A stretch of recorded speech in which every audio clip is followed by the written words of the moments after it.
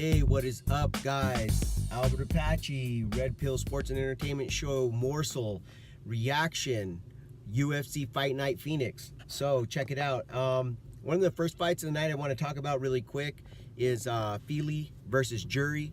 And, man, that was a really great fight. The biggest thing that really stood out to me was the way that Fili controlled the distance with that jab. It really seems like the jab is starting to become more and more prominent in MMA, and probably making those that have more of a boxing leaning way happier, right? Because I've always heard that from a lot of guys that are big on boxing, that they're like, man, their boxing sucks, they don't jab enough, this and that. So the jab really seems to become more and more prominent in MMA.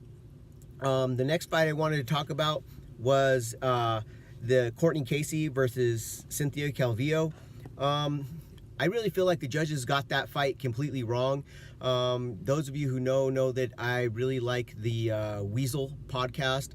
The Weasel seemed to agree with the decision. I just didn't. I didn't feel like Calvillo controlled the octagon. I really felt like, Courtney controlled the octagon. I feel like she was the aggressor. She was controlling the exchanges. I feel like she really beat up Calvillo's legs. I feel like she never really gave Calvillo the chance to get into her game.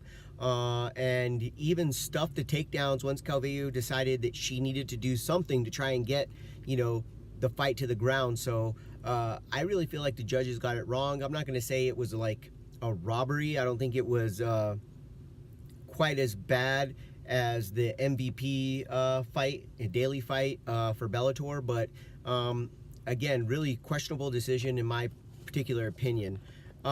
Next, let's talk a little bit about the main event, which was Ngannou and Cain Velasquez. It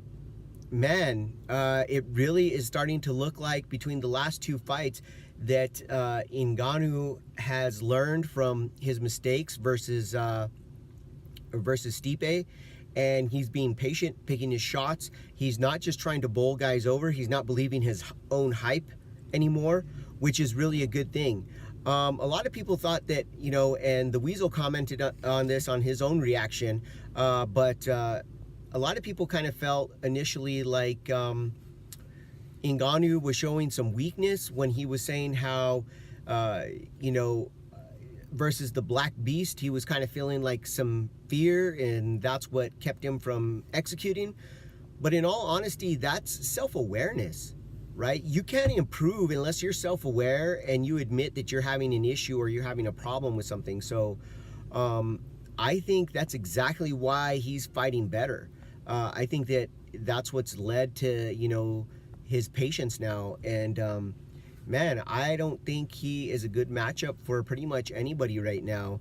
If he continues to fight this way, not believing his own hype, being patient, making sure that he's in good position to stuff shots, and of course I'm sure he's still working on his wrestling behind the scenes, so I think it makes it a really tough matchup for anybody.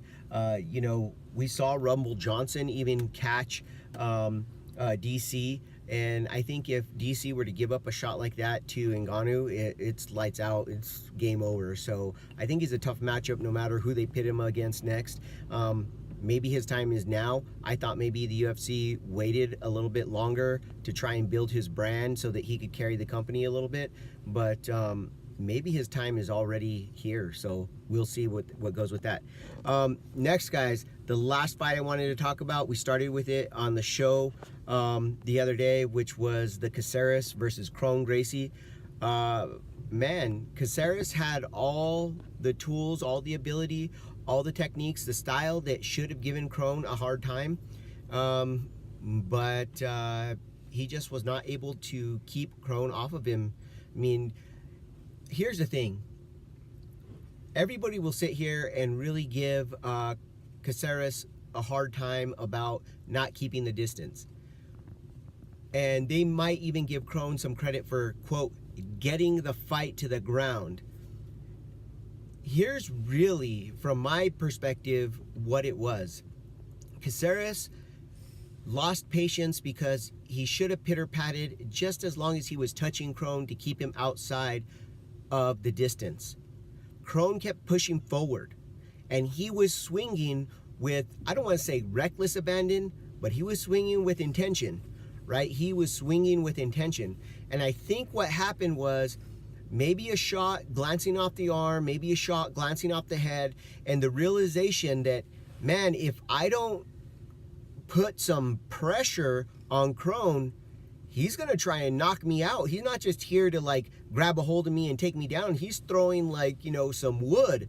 So I think that's why Casares lost the patience of the pitter patter, just touch him, just touch him, just touch him, which actually is a credit to Crone to understand that from a psychological, from a strategic standpoint, that people are afraid to go to the ground with Crone, so they're going to do anything they can to not go to the ground with him, which means since they're not going to go to the ground with him, they're not going to shoot on him, he can throw those big looping punches or even big straights. He can just throw them with reckless abandon because nobody's going to take him down. So what is he afraid of getting taken down for? So I really feel like, you know, it's going to have to be somebody who has a lot better jiu-jitsu, a lot better defense, somebody who has a way better style of jiu-jitsu who's going to stop him. I think any of the lower seeds, anybody who's outside of the top 10, I just don't think they're going to be in the same class with Gracie because he's just going to go forward. I mean, and what are they going to do? They have to be ridiculously patient. And that's going to look really weak to the judges. So I don't know that, you know, even if you just pitter-pattered him, I mean, you have to really land with a little bit of intention at least. And, you know, he's coming in swinging at you.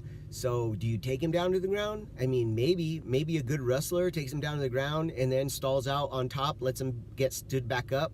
I mean, that might be a strategy for somebody.